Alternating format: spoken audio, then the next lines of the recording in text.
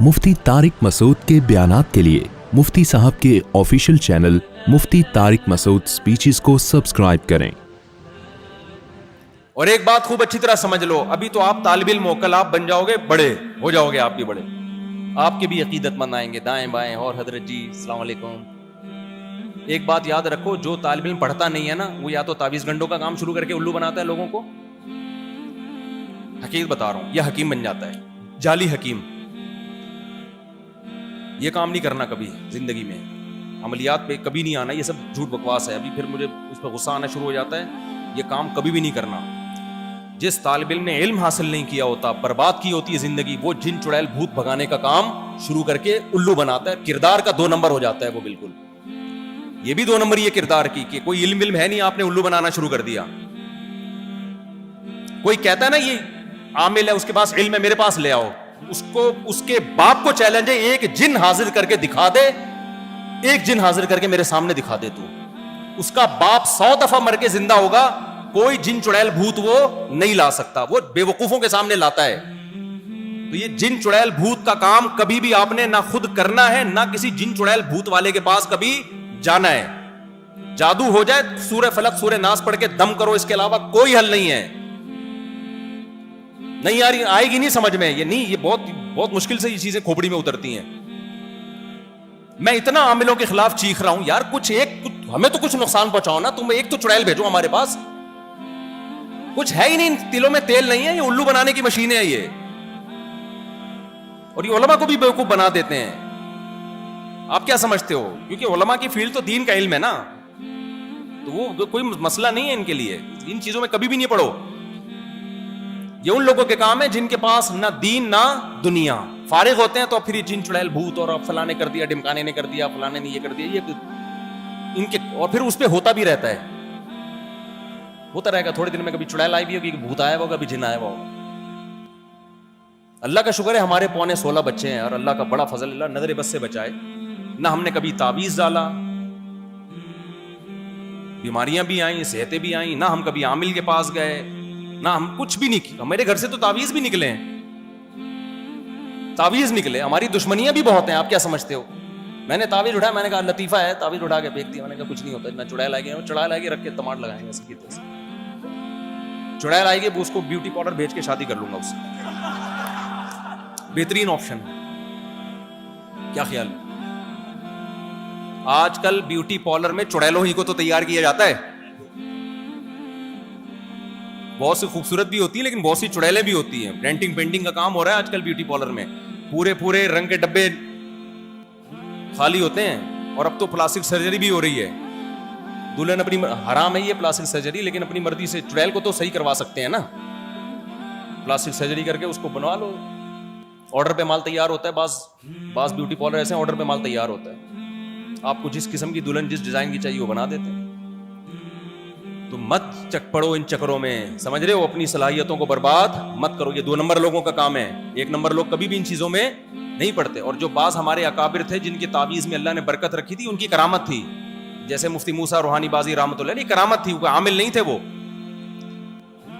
मैंने एक दफा बयान में ये कह दिया, तो लोगों ने कहा आपके पास क्या दलील है। अल्लाह का शुक्र है, हजरत मुफ्ती मूसा रूहानी बाजी रहमतुल्लाह अलैह के बेटे आए, उन्होंने कहा वाकई मेरे वालिद साहब मुफ्ती साहब आमिल नहीं थे, ये करामत के तौर पर अल्लाह ने उनकी तावीज में बरकत रखी थी। वो खुद बताते थे भाई हकीकत है ये, तो करामत तो फिर करामत है ना। तो आपने किरदार का 2 नंबर बनना है कि 1 नंबर बनना है, 1 नंबर। तो जब किसी को आपसे अकीदत हो, फ्री फोकट में काम बोलो मत लो, अगर दे सकते हो उसको। जैसे आपने किसी से कोई चीज मंगवाई, अपने महल्ले में जाते हो आप, तो लोग तो तालिब इल्म की भी इज्जत करते हैं ना। आपने किसी से कहा भाई मेरे लिए ये चीज ला दो, वो लेकर आ जा, आप पैसे दे रहे हो, वो ले नहीं रहा। उसूल ये बना लो कि जब कोई खुद से हदिया देगा तो लेंगे, अगर आपने खुद उससे कोई चीज मंगवाई है तो आप पैसे उसको दोगे। हमारे हजरत का यही उसूल था। हजरत को कोई खुद से ला के हदिया देता कबूल करते, लेकिन हजरत जब कोई चीज मंगवाते और कहते पैसे नहीं लूंगा, हजरत कहते पैसे लेने पड़ेंगे आप। वजह उसकी है कि बाज दफा सामने वाला शर्म और मुरव्वत में पैसे नहीं ले रहा होता, और बाज मजहबी लोग उसकी शर्म से नाजायज फायदा उठाते हैं। समझते हो कि नहीं समझते?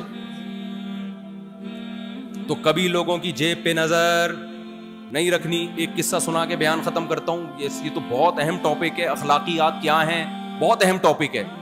ایک قصہ سنا کے, اپنے واقعات کا مقصد شو مارنا نہیں ہے, انسان اپنی خوبیاں بیان کرتا ہے, اپنی خامیوں کو چھپاتا ہے. تو میں جو 2-4 واقعات سنا رہا ہوں اپنے, اس سے آپ یہ نہ سمجھیں کہ بہت پہنچے ہوئے بزرگ ہیں. جو میرے اندر خامیاں وہ تھوڑی میں بتاؤں گا آپ کو. اگر میں وہ بتانا شروع کر دوں تو آپ بولیں گے ہم تو ان کو بزرگ سمجھ کے بیان سن رہے تھے, یہ کیا نکلے ہیں. تو اس لیے زیادہ فری ہونے کی کوشش نہ کریں. ہم بھی آپ جیسے ہی ہیں, سب ایک جیسے ہی ہیں, لیکن خامیاں بتانا جائز بھی نہیں ہے نا. اب یہ بھی نہیں کہ ہو سکتا ہے نہ بھی ہو خامیاں, کہیں ایسا نہ ہو کہ سلام کرنا بھی چھوڑ دیں. میں یہ کہہ رہا ہوں کہ نہ ہم مدعی ہیں, نہ ہم اپنی خامیوں کو اعتراف کر رہے ہیں آپ کے سامنے. اگر ہمارے اندر کوئی خامی ہوگی کس کے سامنے اعتراف کریں گے؟ اللہ کے سامنے کریں گے. تو میرا مقصد ہے کہ جب کوئی اپنی تعریفوں کے واقعات سنا رہا ہو تو خوش فہمی میں مبتلا نہیں ہونا چاہیے. وہ تو ہر موٹیویشنل اسپیکر سنائے گا, اس کا فرض بنتا ہے موٹیویشن کے لیے سنائے, لیکن اس سے آپ اس کو بزرگ سمجھنا نہ شروع کر دیں, کیونکہ ہو سکتا ہے خامیاں بھی ہوں اور خامیاں بتائی نہیں جاتی, اور یہ بھی ہو سکتا ہے کہ نہیں بھی ہو خامیاں. دونوں چیزیں ہیں. اب کرنا کیا ہے آپ نے, تو آپ کو کرنا کیا ہے. ہم جو بھی ہیں خامیاں ہیں تو ہمارا اللہ کا معاملہ ہے. تو میں آپ کو یہ واقعہ اس لیے سنا رہا ہوں کہ یہ غلطیاں مذہبی لوگ کرتے ہیں, لوگوں کی جیبوں پہ نظر رکھتے ہیں. ہمارے حضرت نے ایک واقعہ سنایا اور میں نے یہ تجربہ کیا. حضرت نے فرمایا کہ اگر کوئی شخص صبح و شام آپ کی خدمت کر رہا ہو, آپ نے اگر خود اس سے خدمت کا بول دیا, مانگ لیے, خاص طور پہ پیسے مانگ لیے, اس کے دل میں آپ کی 2 ٹکے کی ویلیو نہیں رہے گی. روزانہ کوئی شخص آپ کو ہدیے لا کے بھی دے رہا ہوں نا پیسوں کی شکل میں, خود سے کبھی نہ مانگو, نہ دل میں لالچ رکھو, یہ عزم کر لو. دیکھو میری جب تیسری شادی ہونے والی تھی نا معذرت کے ساتھ, تو میرے پاس ایک ایف ایکس تھی, پھٹ پھٹی سی ایف ایکس. یاد ہوگا آپ لوگوں کو, جو پرانے لوگ ہیں ان کو پتا ہوگا, بہت سے لوگوں کے محلے میں اس نے بازو مضبوط کیے. اس ایف ایکس کو بیچ کے میں نے شیراٹ خریدی 1.5 لاکھ کی. اب تیسری پہ رشتہ کون دیتا ہے؟ میرے لیے ایک رشتہ مل گیا مجھے, بہترین خاندانی قسم کا, بہترین رشتہ تھا کہ جو پہلی پہ نہیں مل رہا ہوتا انسان کو ایسا. اور اتنا بہترین رشتہ کہ میں اس رات خوشی سے سویا نہیں ہوں, اتنا بہترین رشتہ. اچھا جو لڑکی کے ابا تھے وہ مان نہیں رہے تھے, بہت اصرار کیا, نہیں مان کے دیے. ایک دن ان کا فون آیا کہ میں راضی ہوں, آپ آ جاؤ بات کر لو بیٹھ. میں نے حیران, بھائی کیسے راضی ہو گئے؟ میں اپنے دوستوں کو لے کے پہنچ گیا. فیملی تھی, انہوں نے کہا بھائی وہ ہماری بچی کو خواب میں کوئی بزرگ آئے ہیں, انہوں نے بولا کہ کر لو شادی. میں نے کہا یار اس کو بزرگ مل جائیں یار مجھے. اچھا میں زیادہ خوابوں کو نہیں مانتا, لیکن میرے اندر سے اچھا مجھے بھی لگ رہا تھا کہ یہ ایسی اس کو خود ہی آ گیا ہوگا خواب, جو سوچ کے سوتے ہو تو وہی آتا ہے نا انسان کو.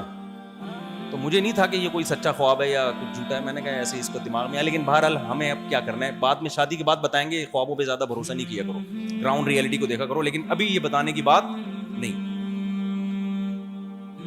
حقیقت تو یہی ہے کہ بھائی کسی کو جتنا بھی اچھا خواب آ جائے نا, گراؤنڈ ریئلٹی میں اگر وہ رشتہ آپ کے جوڑ کا نہیں ہے تو خوابوں کی بھیٹ اپنی شادیوں کو مت چڑھایا کرو, یہ ذہن میں رکھو. خوابوں سے صرف تائید ہوتی ہے چیزوں کی, بڑے بڑے فیصلے خوابوں کی بیس پہ نہیں کیے جاتے, لیکن انہوں نے کر لیا فیصلہ. اچھا بھائی, مہر طے ہوا آدھا تولہ, جو میری اوقات سے بہت, اس وقت پیسے تو میرے پاس تھے لیکن ہینڈ ٹو ماؤتھ چلتا تھا, سارے گھر میں خرچ ہو جاتے تھے. انہوں نے مجھے کہا کہ بھائی آدھا تولہ مہر. میں نے کہا ٹھیک ہے جی. اگلے دن نکاح, رات کو ہم خوشی سے سوئی نہیں رہے, گھر والوں کو پتہ ہی نہیں کہ کیوں خوش ہے اتنا.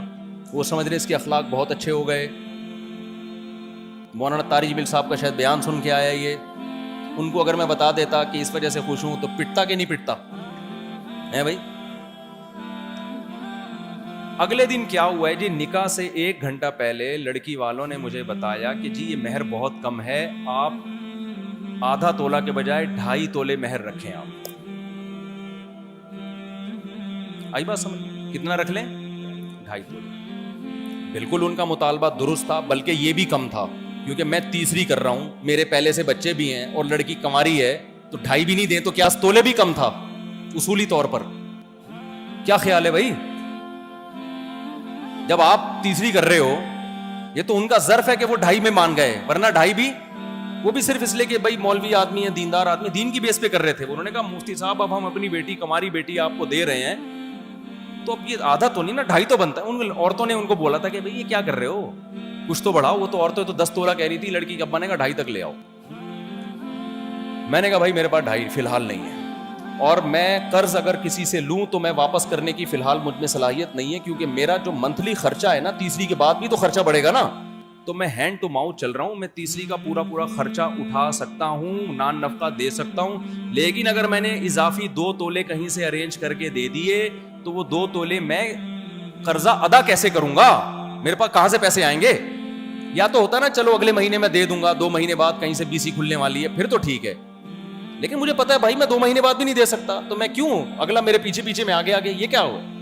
انہوں نے کہا آپ کے اتنے تعلقات, واقعی میرے بڑے تعلقات تھے, میرے کروڑ پتی لوگوں سے تعلقات تھے جن کے لیے 2 تولے کی حیثیت 2 ٹکے کی نہیں ہے. ان کو تو بتاؤ نا 2 تولے چاہیے, وہ ہنس پڑے کہ یار مولوی صاحب اتنے عرصے کے بعد کچھ مانگ رہے ہو تو 2 تولے, یہ کیا بات ہے. نہیں یہ بات میرے خیال ہے سمجھ میں. اب یہ میری آزمائش تھی. اب یہ کیا تھی, اس نے کہا آپ کا فلاں دوست ہے, فلاں دوست ہے, ادھار مانگ لو. میں نے کہا یار ماں بیمار ہو, بستر مرگ پر ہو, ڈاکٹر کہیں علاج کے پیسے ہوں گے تو بچ جائے گی, نہیں تو پھر بندہ کسی سے ادھار مانگتا ہوا اچھا لگتا. لوگوں کی ایک نہیں ہو رہی, ہم تیسری کے لیے لوگوں سے کیا مانگے, قرضہ مانگتا مل جاتا.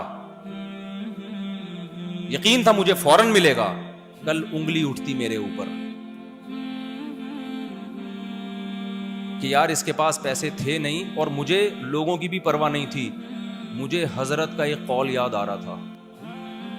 حضرت نے ایک طالب علم کو کسی سے ادھار مانگنے پر مدرسے سے نکال دیا. حضرت نے فرمایا مولوی ہو کے کسی کے سامنے ہاتھ کیسے پھیلا لیا. مولوی کا تو ایک اسٹینڈرڈ ہوتا ہے, مولوی تو بادشاہ ہوتا ہے, شہزادہ ہوتا ہے, وہ کبھی کسی کے سامنے ہاتھ نہیں پھیلاتا, بھوکا مر جاتا ہے. میں نے کہا میں قیامت کے دن حضرت کو کیا منہ دکھاؤں گا کہ ایک طالب علم پہلی شادی کے لیے قرضہ مانگ رہا تھا, حضرت نے اس کو نکال دیا, تو کمبخت 2 کر کے بیٹھا ہوا ہے, تیسری کے لیے قرضہ مانگ رہا ہے. رات میں خوشی سے سویا نہیں ہوں. کتنی بڑی آزمائش تھی کہ نہیں تھی. لیکن اللہ کا یہ فضل ہے, میرے دل میں وسوسہ بھی نہیں آیا کہ کسی سے ادھار مانگنا ہے. وسوسہ جسے کہتے ہیں نا, وہ بھی نہیں آیا. میں نے کہا نہیں بھائی, ہمارے حضرت فرمایا کرتے تھے جس مولوی نے ایک دفعہ ہاتھ یوں کر لیا, اللہ کی طرف سے کچھ ایسی پھٹکار برستی ہے کہ ساری زندگی پھر کیا کرتا رہتا ہے, او بھائی 50 روپے دے دے, او بھائی 100 روپے دے دے, او بھائی اتنے پیسے دے دے. ساری, کیونکہ اس نے بڑا مرتبہ تھا نا, اس نے اپنے آپ کو کیا کر لیا لوگوں کے سامنے ذلیل. اللہ ہمیشہ کے لیے گرا دیتا ہے اس کو. یہ جرم ایک دفعہ ہوتا ہے. میں نے کہا بھائی میں کسی سے ادھار مدھار نہیں لوں. اس نے کہا دیکھ لیں بھائی. میں نے کہا دیکھ لیں. اس نے کہا پھر رشتہ نہیں ہوگا. کہہ رہے یار مفتی صاحب ہماری بھی تو سوسائٹی میں عزت ہے نا, ہم بیٹی دیں گے کچھ تو بتانا پڑے گا نا. میں نے کہا آپ کی بھی عزت ہے تو ہماری بھی کیا ہے, عزت ہے. آپ منع کر دیں تو آپ کی عزت نہیں, آپ کی عزت ہو جائے گی. آپ بولیں گے بھائی ہمارے اسٹینڈرڈ کا رشتہ نہیں تھا. تو میرے دل پہ تو بڑے غم ہوا تھا مجھے, آرے چلے تھے. میں نے کہا ادھار نہیں لوں گا, ادھار نہیں. تو یہ میں نے اپنی تعریف کی بات کی ہے, اور بہت ساری الٹی کام بھی ہم نے کی ہیں, وہ میں نہیں بتاؤں گا آپ. میں اس لیے کہہ رہا ہوں کہ ایسا نہ ہو آپ سمجھیں استاد جی اتنے پہنچے ہوئے بزرگ کو, بھائی اپنی برائیاں کون لوگوں کے سامنے بیٹھ کے کرتا ہے. لیکن یہ صرف آپ کو موٹیویشن کے لیے آپ کے سامنے میں نے ایک واقعہ سنایا ہے, صرف یہ سمجھانے کے لیے کہ آپ نے کردار میں 2 نمبری نہیں کرنی. کوئی ایسا کام نہیں کرنا جس سے لوگوں کی انگلیاں آپ کی طرف اٹھنا شروع ہو جائیں. سمجھتے ہو کہ نہیں سمجھتے؟ تو صداقت ہونی چاہیے اور امانت ہونی چاہیے.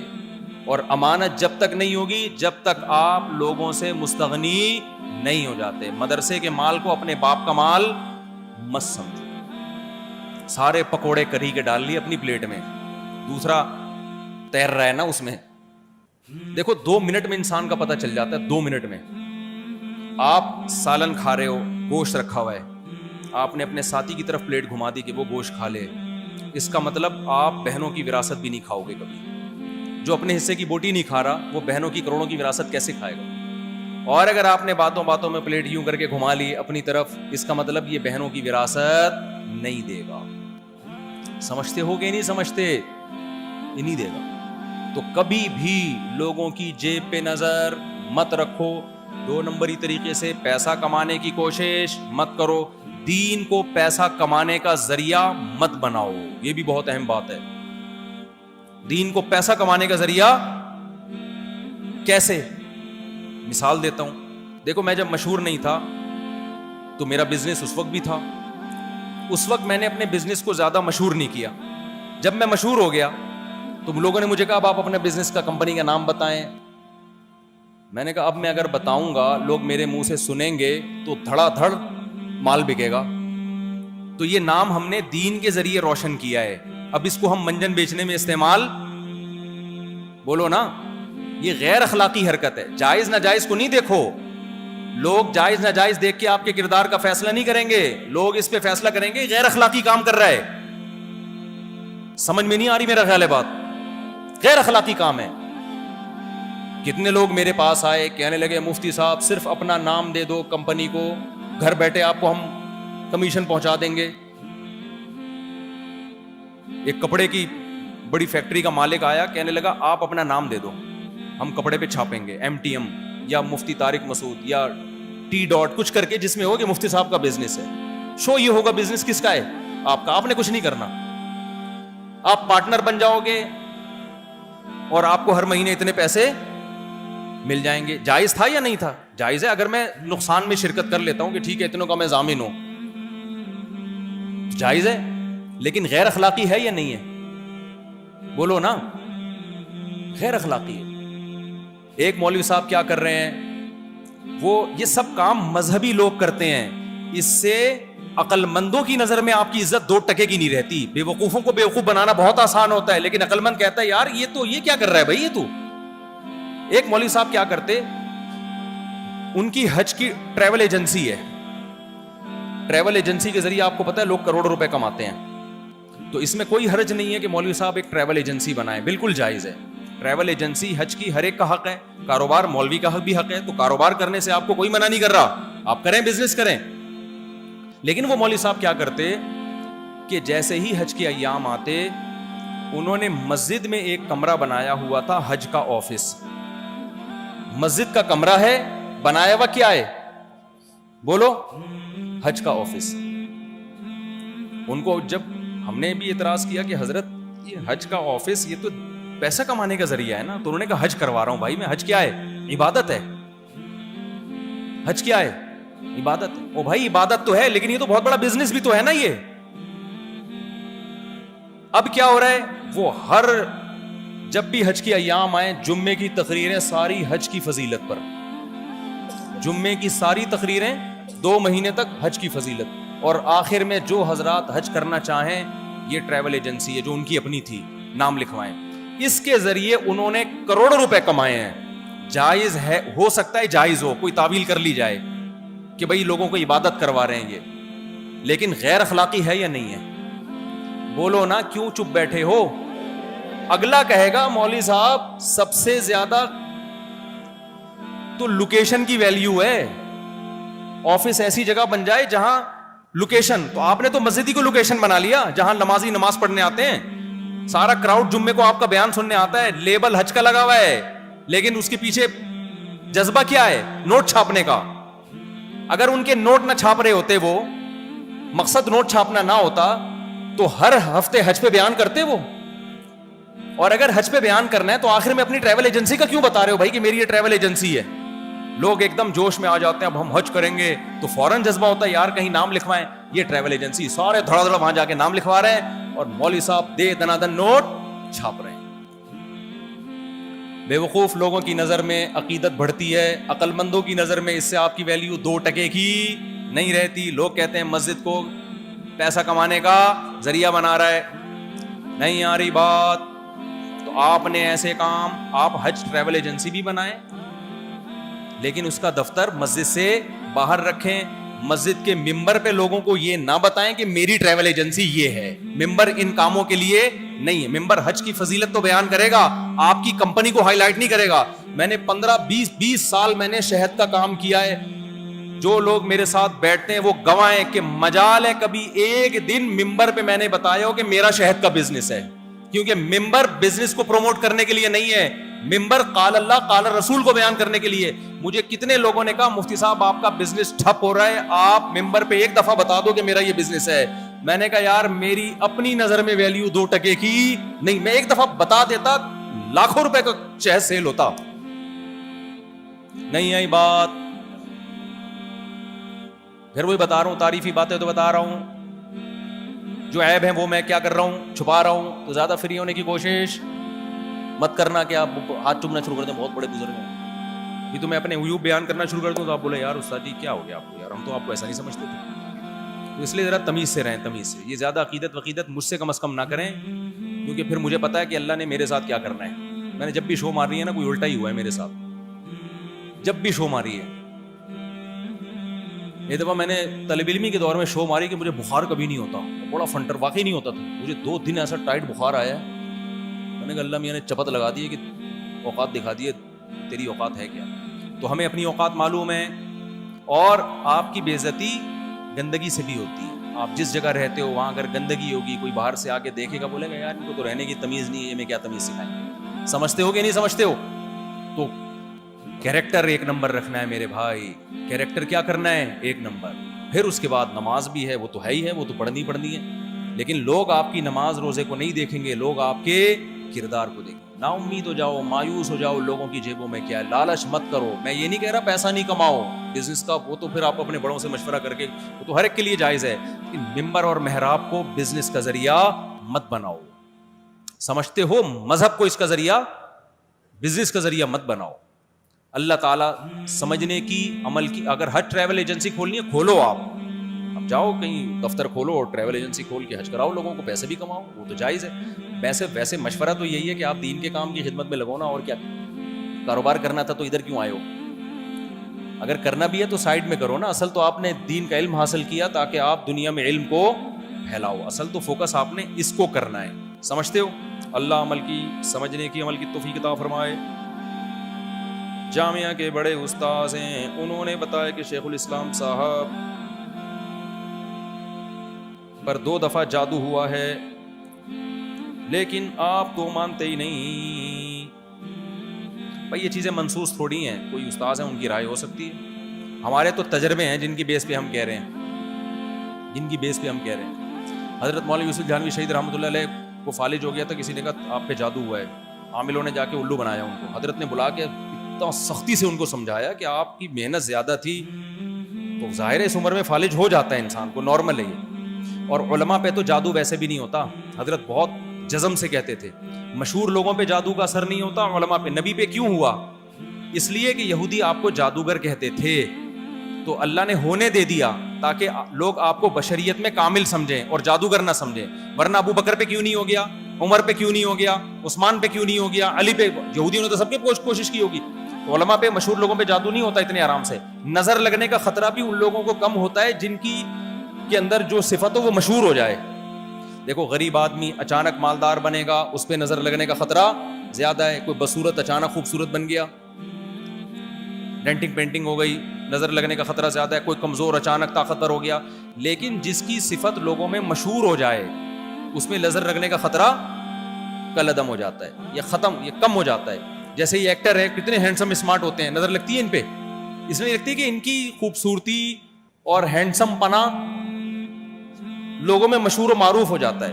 جادوگر موسیٰ علیہ السلام کے مقابلے میں آئے, فرعون کا ایک بال نہیں بگاڑ سکے وہ.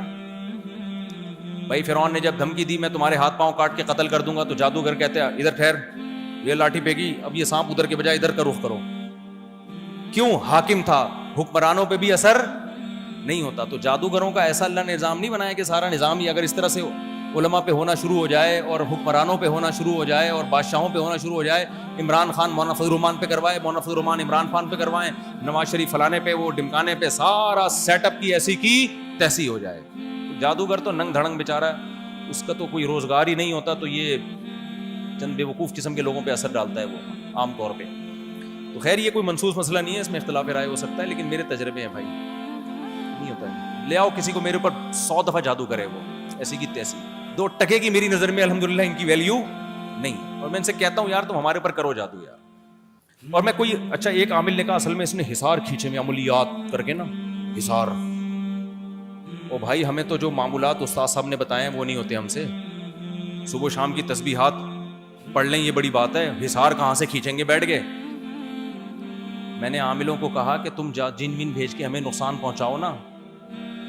تو ایک عامل نے جب کچھ ہو ہی نہیں رہا تو اس سے ہوتا ہے ہی نہیں, ان کے پاس کچھ بھی نہیں ہے, یہ مسمرزم ہے اور کچھ بھی نہیں ہے. تو اس نے بولا اصل میں یہ حصار بسار اس نے بہت کھینچے ہیں. مجھے حصار کا مطلب نہیں پتا بھائی, صحیح ہے نا. تو یہ ایسے ہی ہے, ان چیزوں میں نہیں پڑے آپ لوگ.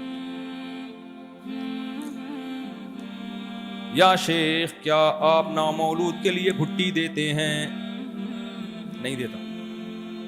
نامولود تو ابھی میرا بیان جب سے 4 شادیوں پہ ہو, نامولود کی سپیڈ اتنی بڑھ گئی ہے میں تو گھٹیاں ہی دیتا رہوں گا بیٹھ کے. کیا خیال ہے؟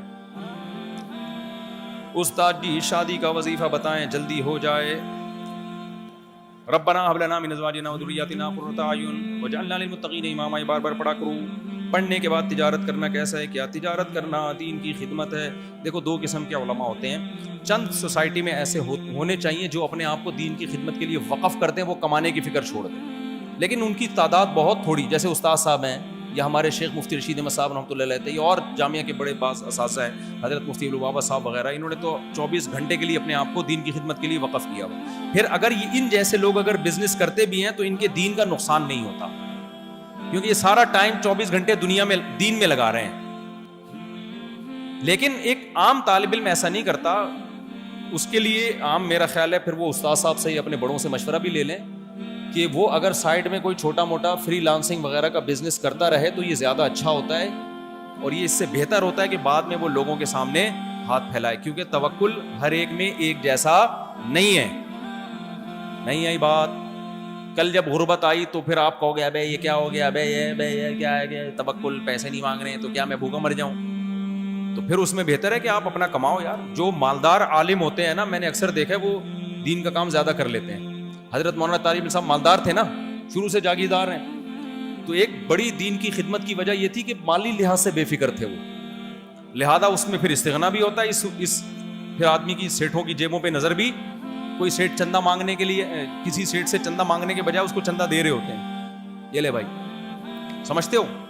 تو وہ پھر اچھا ہے. المومن القوی احب الی اللہ من المومن الضعیف, حدیث میں آتا ہے طاقتور مومن اللہ کو کمزور سے زیادہ محبوب ہے. تو طاقت جسمانی بھی ہے اور مالی بھی ہے. تو اگر آپ کے پاس بزنس کے ذریعے پیسہ آ رہا ہے تو یہ بڑی اچھی بات ہے, اس سے آپ زیادہ دین کی خدمت کر سکتے ہو. لیکن یہ ہر ایک میں ایسا ظرف ہوتا نہیں ہے, تو یہ آپ اپنی حالت آپ خود ہی جانتے ہو. استاد جی دعا فرمائیں میری شادی ہو جائے, آمین. شکل دکھاؤ کیسی ہے, پھر بتاؤں گا کہ ہو بھی سکتی ہے کہ نہیں ہو سکتی. اکثر علماء غریب کیوں ہوتے ہیں؟ حضرت حکیم الامہ رحمہ اللہ تعالیٰ نے اس کا جواب دیا ہے, فرمایا اللہ کی منشا یہی ہے کہ علماء کی تعداد غریب ہو, کیونکہ علماء پیغمبروں کے وارث ہیں, اور پیغمبروں میں مالدار آپ کو 2-4 پیغمبر ہی ملیں گے. سارے پیغمبر کیا تھے؟ غریب. سلیمان علیہ السلام مالدار تھے, داؤد علیہ السلام مالدار تھے, اس کے علاوہ تو ہمیں کوئی پیغمبر نہیں ملتے جن کو اللہ نے دولت دی. نوح علیہ السلام کو غربت کے طعنے دیے قوم نے, ہیں بھائی. ابراہیم علیہ السلام تو ہجرت کر کے پورا ملک ہی چھوڑ کے چلے گئے, صحیح ہے نا, غربت ہی غربت. اور موسیٰ علیہ السلام, ہارون علیہ السلام, فرعون تو طعنے دیتا تھا نا سب کو. اور محمد صلی اللہ علیہ وسلم جو پیغمبروں کے سردار ہیں وہ تو سید المساکین تھے, مساکین کے سردار تھے. 40 سال اس دن گھر میں چولہا نہیں جلتا تھا. تو حکیم الامہ نے فرمایا اس سے پتہ چلتا ہے کہ جو بھی مذہبی مقتدا اور لیڈر ہوتے ہیں ان میں میجورٹی اللہ کی منشا ہے کہ غریب ہی رہے گی. اس لیے اپنی غربت پہ آپ اب راضی ہو جاؤ. ایک آدمی نجومی کے پاس گیا, ہاتھ دکھایا, نجومی نے کہا تم 10 سال تک غریب رہو گے. بڑا خوش ہوا کہ 10 سال کے بعد تو پیسہ آئے گا. اس نے کہا اچھا 10 سال کے بعد کیا ہوگا؟ اس نجومی نے کہا غربت کی عادت پڑ جائے گی تمہیں.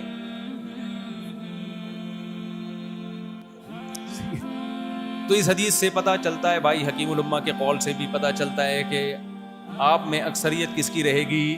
غریبوں کی رہے گی. اس پہ اللہ کا شکر ادا کرو, کوشش کرو پیسہ کمانے کی, آ جائے تو ٹھیک ہے, نہیں تو زیادہ تر علماء کے پاس آتا نہیں ہے. حکیم علماء نے اس کی 2 وجوہات بیان کی. ایک وجہ تو یہ کہ علماء انبیاء کے وارث ہیں. کچھ علماء کے پاس پیسہ آتا بھی ہے, کچھ کے پاس آتا بھی ہے پیسہ, جیسے پیغمبروں میں سلیمان علیہ السلام کے پاس، داؤد علیہ السلام کے پاس پیسہ آ گیا نا، تو کچھ علماء کے پاس بھی آتا ہے، لیکن میجورٹی غریب رہے، اور یہی ان کے اہل حق ہونے کی علامت ہوگی. سمجھتے ہو؟ دوسری وجہ اس میں اللہ کی حکمت یہ ہے کہ جہاں پیسہ آتا ہے نا، بدماشی بھی وہیں آتی ہے. اللہ نے اسلام کو محفوظ رکھنا ہے. اللہ چاہتے ہیں زیادہ مولوی غریب ہی رہیں. پیسہ آ گیا، بگڑنے کا خطرہ زیادہ، سارے بگڑ گئے. تو جب مقتدا سارے بگڑ گئے یا بگڑنے کا ریشو ان میں بڑھ گیا، تو جو ان کے ماتحت لوگ ہیں وہ تو ابگڑ الناس بن جائیں گے. ابگڑ کمپیریٹیو ڈگری، اس میں تفضیل، وہ کیا بن جائیں گے؟ یہ اگر بگڑیں گے تو ان کے مریدین ابگڑ ہوں گے، ان سے بھی زیادہ بگڑیں گے. تو اللہ میاں نے کہا کہ ان کو پیسہ دو ہی نہیں مولویوں کو، تاکہ یہ تمیز سے جا کے نماز پڑھائے، مسجد سنبھالے، اذان دے، مدرسے میں بچوں کو پڑھائے.